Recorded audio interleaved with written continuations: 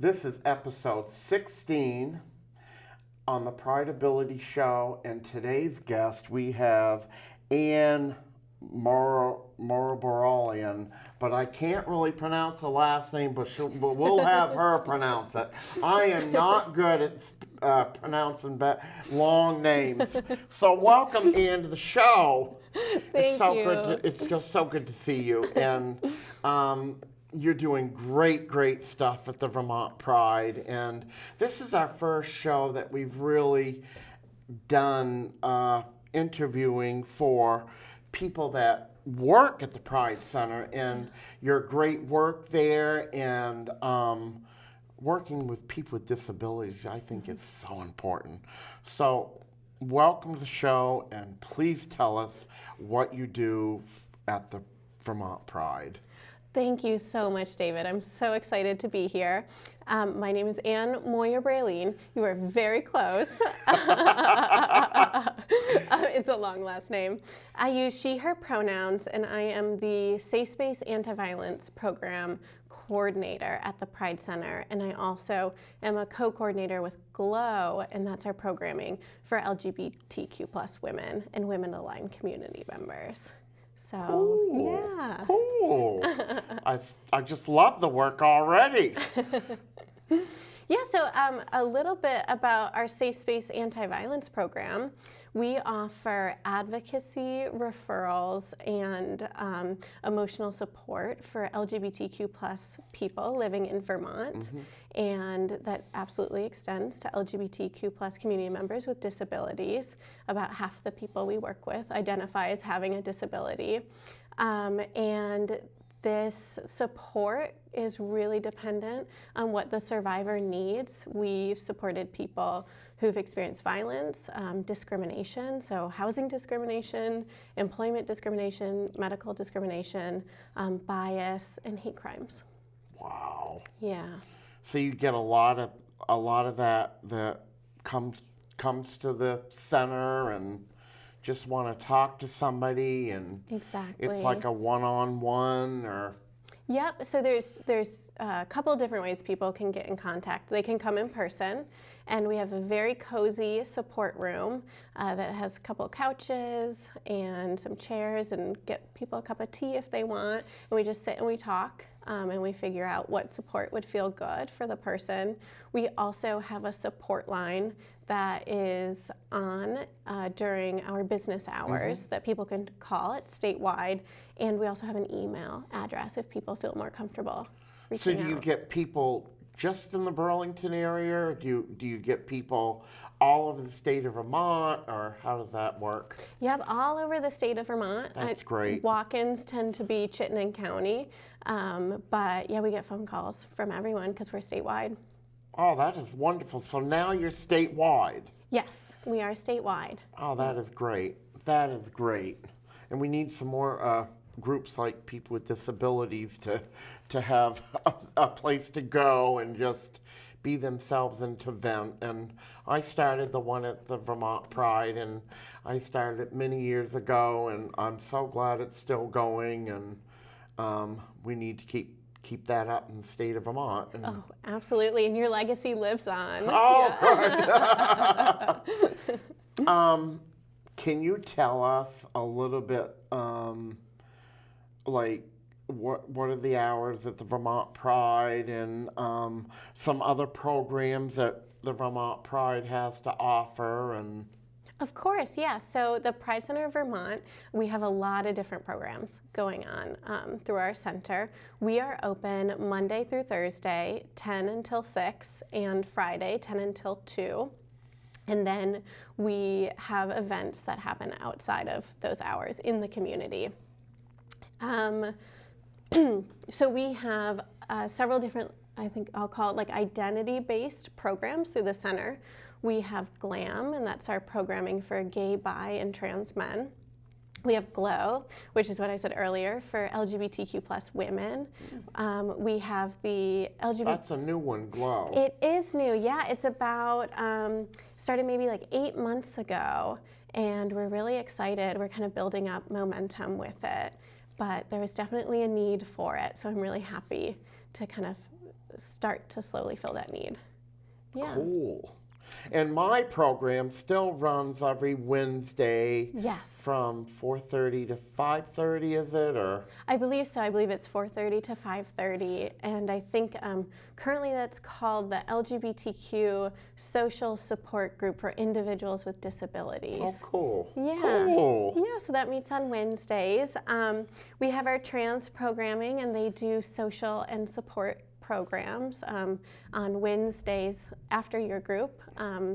Every, I believe, first and third Wednesday, it's our support group for trans and gender nonconforming folks. And then the second and fourth Wednesday, it's our Transpire meetings, and they do social and event planning in the larger community. And we have Momentum, and that's our programming for LGBTQ plus Vermonters who are 40 plus. And we have coffee socials at the moment on Monday mornings. And we also have Thrive, and that's our programming for LGBTQ plus Vermonters of color. Cool. Yeah. Oh, I love that. Of all of colors, I love that. Yeah. Because we need more of that. Because we shouldn't be partial in the state. And I'll never like our president. That's another story. We won't go there. I want to know the percentage of what you get for people with disabilities that are in the violence, like sexual or violence, or I want to know the statistics, and Yeah. I think that's so important. It is. I mean, it's hugely important. And we just finished our kind of big yearly report for that. And so in 2018 and 2019, I believe it's 51.2% of the folks that we served identified with a disability. Wow. Yeah, and it was pretty even spread of the type of support we offered those folks, whether it was family violence, intimate partner violence, or workplace discrimination. That Wow. type of stuff. Yeah. That's sad. It is sad. But it's so nice to have a place to go and just vent and be yourselves, because that's what mainly when I started that group, I wanted a space for people with disabilities and that are GLBTQIA to just come be themselves and to vent. And if they wanted to talk about what was going on, that it was a safe space, they could open up and be themselves. And I thank you down deepest of my heart to have a space like that for them, because this is what we need, and I want to make sure that other states are following this, because I think it's so important. I couldn't agree with you more. And, right back at you with the gratitude, because community is so important to healing. And I see that community members are just so empowered by sharing their stories and not being alone. I always said, and I'll say it again on this show, that we face, especially people with disabilities, we face two whammies. And that is having a disability and being GLBTQIA. And I remember going to school back when I was a little thing and being harassed by other students and having a disability and being harassed for having a disability and what that was like for me. And it wasn't a very good feeling. And then coming out being gay, that was just more pressure on me, or like another brick hitting me, and I think it's so important that we need to be who we need to be, and nobody should discriminate us for who we are. Right. I mean, couldn't agree more. And for just people that are GLBTQIA. And there's still stigma of people putting us down, and it's wrong. Yeah. And I was in another incident that I was in. I was in a workplace. I came out about my sexuality, and there was no laws back then like there is today, and I got fired. Gosh. And that was many, many years ago, but just the borderline when Vermont was protecting us, our rights. And I still think we need a lot more work, but, it's a start where we are. Right. At least in theory, they can't do that anymore. But no, I agree with you. And it's an unfortunate reality that discrimination happens. And I think the important thing for us is that it's not the person's fault, and there are options and resources. So that's where we step in of providing the space for them to vent, but also kind of walking them through options that they might not be aware of or have the space to think about at the moment. That's wonderful. So who else do you share the space with in your office? So we have our director of SafeSpace is Skylar Wolf, and he's also an advocate. And then we have Gustavo, who they are a trans program coordinator, but they are a SafeSpace advocate as well. And then we have a wonderful volunteer advocate, Willow, who's been with us for many years. And we have some rotating MSW, so Masters of Social Work interns, who are also advocates. Oh, that's great. That's great. Yeah. So what do you see Pride Center in a couple of years? Do you see it striving to get bigger or even better, or?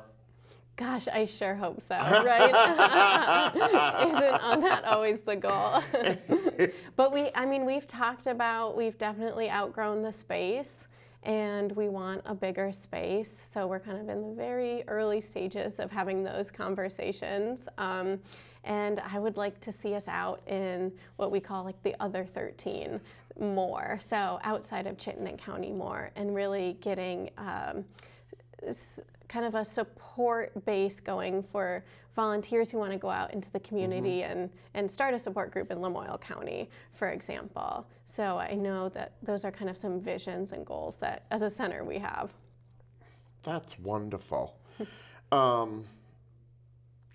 And can you tell us about other things of the center? Like, I know there's AIDS prevention. There's a beautiful library there. Yes.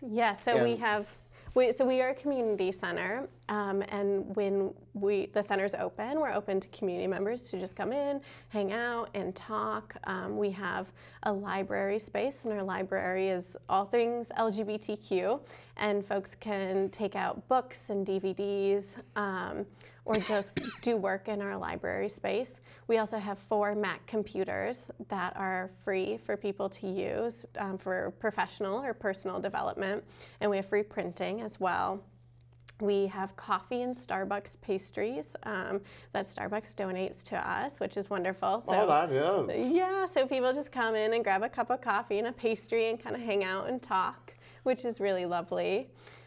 We have, it's kind of rotating times, but it used to be the last Thursday of the month. We'd have a family potluck for everyone in the LGBTQ plus family, for people to come in and share, and food and conversation. That's great. Yeah. I've been to those potlucks.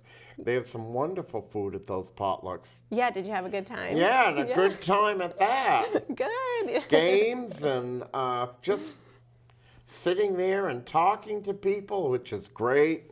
I know sometimes you do game night and or things of that nature? Absolutely. I think each one of our programs does their own game night, and then we've done some game nights where we all came together, and it was just like a Pride Center-wide game night. Can you tell us a little bit about Pride every year? Yes. So Pride in Vermont happens in September. I believe Pride Week starts September 3rd this year, but don't quote me on that. You can find more information on our website, pridecentervt.org.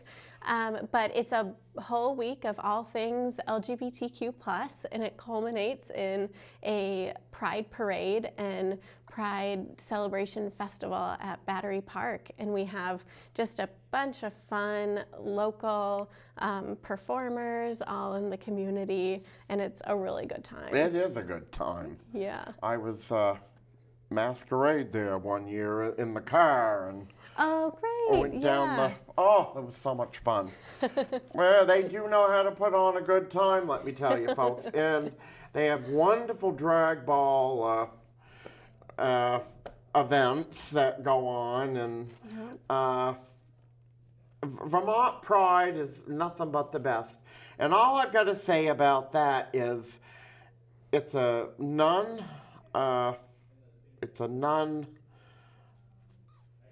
what's the word I'm looking for? It's a non-profit. It's a non-profit organization, and if you'd like to donate money or dig down deep in your pocket for a little bit of change, they could always use it for their great programs that they have, because it takes money to keep those programs going, and if it weren't for these people that to put on wonderful programs like this, we would never have a Vermont Pride.